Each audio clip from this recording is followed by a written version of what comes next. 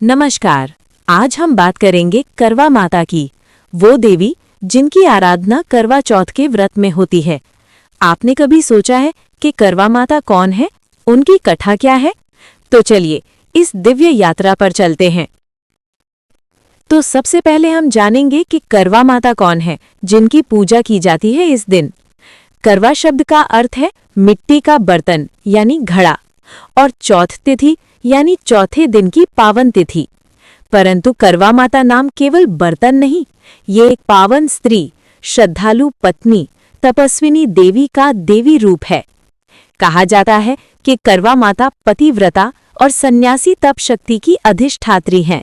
इस पूजा में महिलाएं करवा माता की पूजा करती हैं ताकि उनके पति स्वस्थ, प्रसन्न और लंबी आयु पाएं। मुख्य कथा: करवा और मगरमच्छ।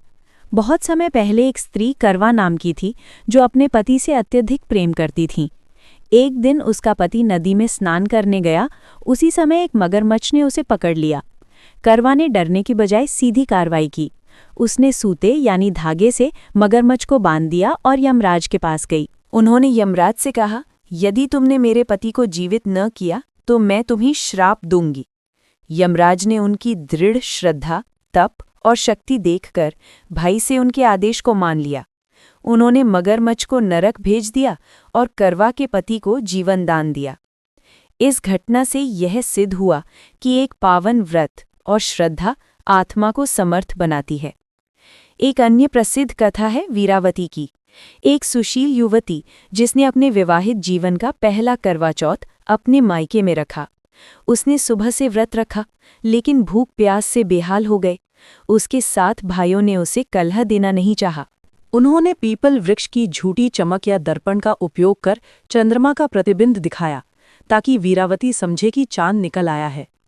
उसने व्रत तोड़ लिया, भोजन लिया। उसी समय सूचना मिली कि उसके पति की मृत्यु हो गई है। उसका विश्वस्त का आधार टूट गया। वह ताड़न व पीड़ा के साथ देवताओं की ओर गई, विशेष रूप से भगवान शिव और देवी पार्वती की ओर। देवी पार्वती ने उसे कहा कि उसने नियम भंग किया है, पर उसकी श्रद्धा और निष्ठा देखकर देवी पार्वती का हृदय पिघल गया। उन्होंने कहा कि उसे पुनः व्रत करना चाहिए। वीरावती ने पूरा व्रत धैर्यपूर्वक किया और भगवान यमराज और देवताओं की कृपा से उसका पति पुनर्जीवित हुआ।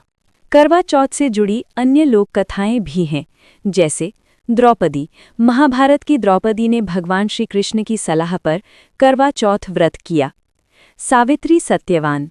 यह प्रसिद्ध कथा है जहां सावित्री ने अपने पति की प्राण लेने आए यमराज का अनुसरण किया और उनकी बुद्धि और भक्ति से पति की प्राण रक्षा की।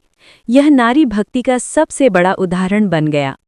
ये कथाएं इस व्रत को विविध पौराणिक एवं धार्मिक पृष्ठभूमि देती हैं। इन कथाओं में जो मुख्य तत्व है वो है श्रद्धा, तप, अनुशासन और निष्ठा।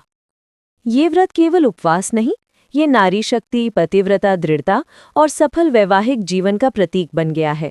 तो दोस्तों, इस तरह करवा माता की कथा हमें ये बताती है कि एक श्रद्धालु हृदय, दृढ़ निश्चय और पवित्र व्रत से भगवान भी चमत्कार कर सकते हैं। यदि आपको ये कथा पसंद आई हो तो लाइक करें, शेयर करें और सब्सक्राइब करें। धन्यवाद। जय करवा माता की।